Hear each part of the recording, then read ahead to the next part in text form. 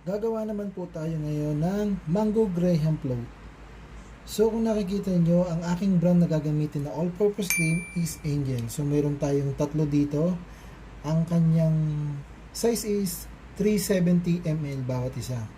So yan, itong tatlong ito, bali nilagay ko na siya sa chiller, medyo thick na siya.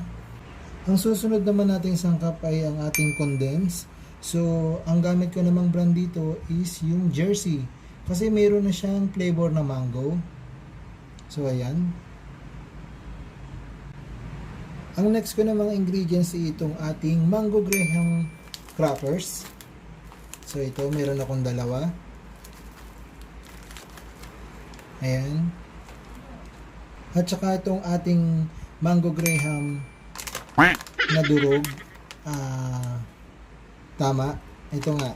Bali, ang size niya is 200 grams. So, yung isa naman na crackers ay 210 grams. So, ito yung gamit ko. Ayan, guys. Tapos, guys, meron akong 4 na piraso na mangga. So, i-slicein natin yan para sa ating pinaka-topping sa ating Mango Graham Float. So, ito, guys, kung nakikita nyo. Tapos guys, ito kung nakikita nyo, meron ako ditong lagayan. Dito ko ilalagay yung bawat magagawa ko. Ang sukat nito is 500 ml sa ating tub. Ayan guys. Tapos ito naman yung ating gagamiting lagayan ng ating all-purpose cream. Dito natin ilalagay siya. So, dito sa bowl na to, ito yung gagamitin ko para may mix natin yung ating gagawing Mango Graham Float. So nga pala guys, ito pa rin ang ating kasama sa ating ingredients, ang ating vanilla na gagamitin. Pampabango po ito. So ang brand na gamit ko ay Mr. Brown. So mga isang tablespoon lang po ang ilalagay natin. So yan po. So guys, ilalagay ko na po sa ating malinis na bowl yung ating all-purpose cream. So yan. Ang gagawin ko po para isang bagsakan na ilalahat ko na po siya. Simutin natin kasi sayang po yung matitira. Kasi medyo may kamahalan na po ang mga bilihin ngayon.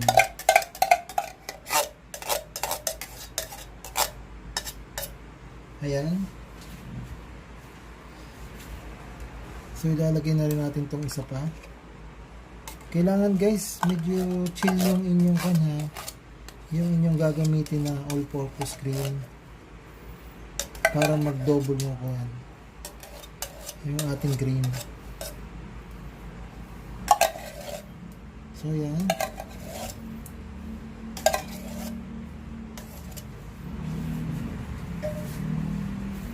Lalagay na natin yung tatlo sa ating mixing bowl.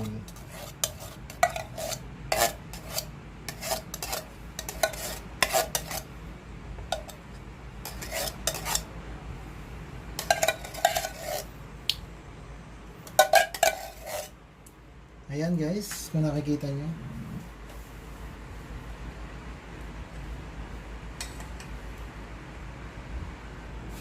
Ang susunod na natin gagawin guys ay ating imimix na siya. So, ang gamit kong mayroon akong hand mixer. Ito po yung gagamitin ko.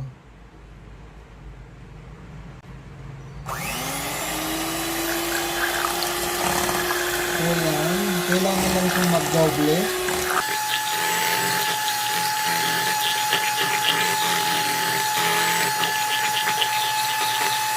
Tapos guys, isasabay ko na rin yung ating condense.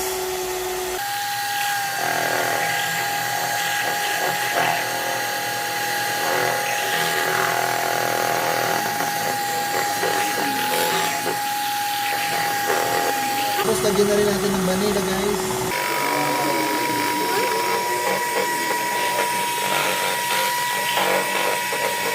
Ayan, kita nyo, medyo na doble na yung kanya. Medyo maingay guys yung mixer natin kasi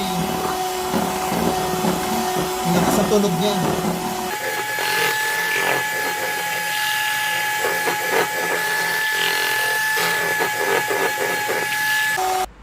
So yan guys, okay na po.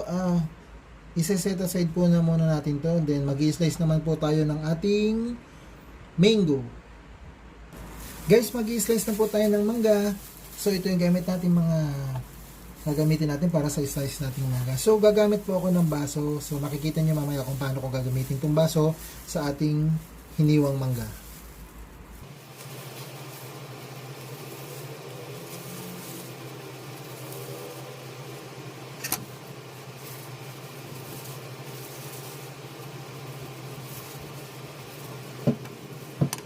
So guys, yan yung ating hiniwang mangga. So nag-slice muna tayo ng 2 piraso.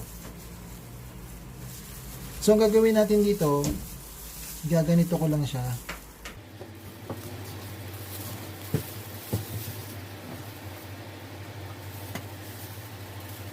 Taran! Ganyan lang po.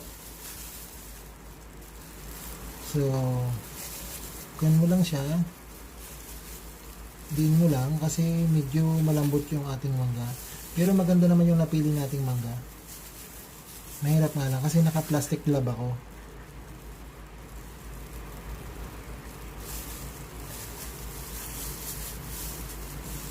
Ayan.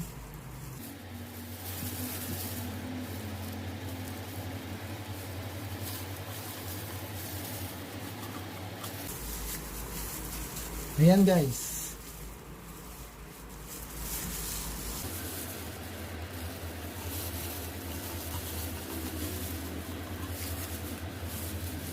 Ayan.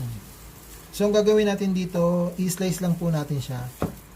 Ganito yung ginagawa ko po pagka para ilagay sa pinakaibabaw ng ating mango graham float. Yan.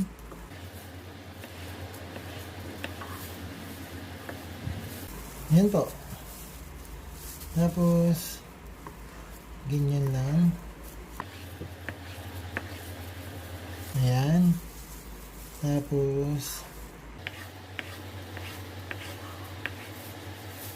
Tapos, ilalagay lang natin yun sa ating lagayan. Bunso, abot mo. Abot mo. Hindi buhatin mo. Ilapit mo dito. So, yan.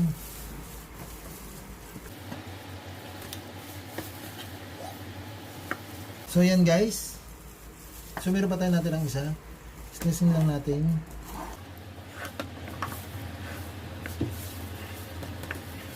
So, ito. Naputol na yung isa. So yan guys, ito yung ating nahimay. So idadagdag pa natin yung iba. So ito po yung ating panglagay sa pinaka-top ng ating mango graham float. So yan guys, yan yung ating na-slice, yung 4 na mangga. Ito yung ating na-slice na po.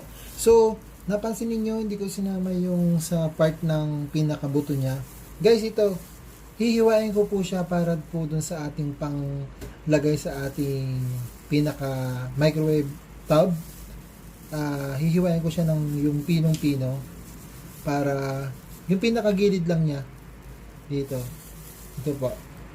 So tatanggalin ko yan, din kukunin ko to, din kakayudin ko po yan para po dun yung sa pangpahid natin dun sa ating mango graham float. So guys, ito po yung sinasabi ko sa inyo kanina. Dito ko nilagay dahil gagamitin ko to para ilagay doon sa ating bowl pang lagay sa pinakailalim. Ayan po. Ito yung yung nakuha natin sa buto niya. So guys, mag-umpisa na tayo mag-pack ng ating mango graham float sa ating 500 ml na tub. Guys, ganito lang po yung gagawin ko. So, ito yung ating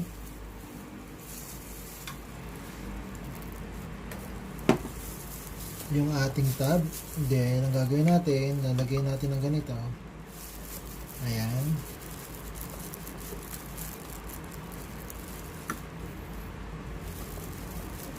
Ayan. Tapos, kukuha na tayo dito ng ating crema. Konti lang. Pinakailalim lang po guys. Ayan. Tapos nalagyan natin ng bread. Guys, mag-isa lang kasi ako kaya nahirap akong kumuha ng video. So ito, ganyan.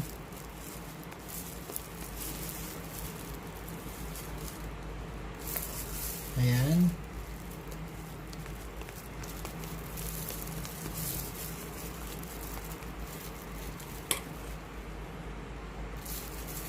Ayan guys. So, ang next natin, papatungan ulit natin siya ng isa pa. So, ito yung ating unang gawa. Kung napapansin nyo. So, ayan. Papatungan ulit natin siya.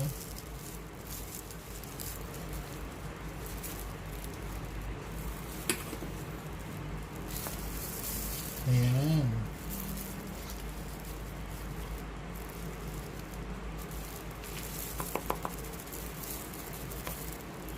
Ayan.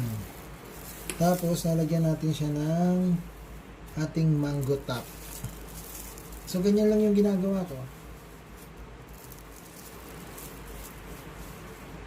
So, ang nilalagay ko sa bawat tab na nagagawa ko is 4 pieces. So, ayan.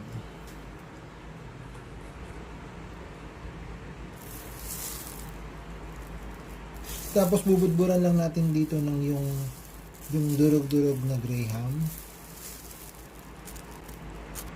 Guys, ito na po ang ating nagawa na mango graham. So, yung iba ay gagawin ko pa. So, ito na yung pinaka final niya. Ayan. So, mamaya ko ipapakita sa inyo kung ilan yung magagawa natin. So, ito, pinakita ko lang sa inyo kung paano gumawa ng mango graham float at kung ano yung mga ingredients gaya nga na nabanggit ko sa inyo kanina. So, ito yung kinalabasan ng ginawa ko. So, may bibenta ko siya ng 100 pesos. Wow! Sa tab. So, yan. Diba? Mukha siyang masarap. As in, masarap naman talaga siya. Simple lang guys, madali lang kwan. Yun nga lang, medyo may kamahalan ng ating puhunan. Pero okay lang. At least, masarap naman yung ginagawa natin at saka happy-happy. So yan guys. Wait lang po dun sa iba. So guys, yan na po yung ating nagawa. Ang ating mango graham float. So yan guys, kung nakikita nyo. Bali ang nagawa po natin sa ating mga ingredients ay 9 pieces po. So yan, 9 pieces po yung nagawa natin. So guys, dyan na po nagtatapos yung ating vlog for today. Sana po nagustuhan ninyo at sana po nakakuha din po kayo ng idea kung paano start business. Yung pa benta-benta lang po kahit pa konti-konti. At least kahit pa paano mayroon pa rin kayong may bibenta. So guys, yan na po, ito na po yung aking mango graham float.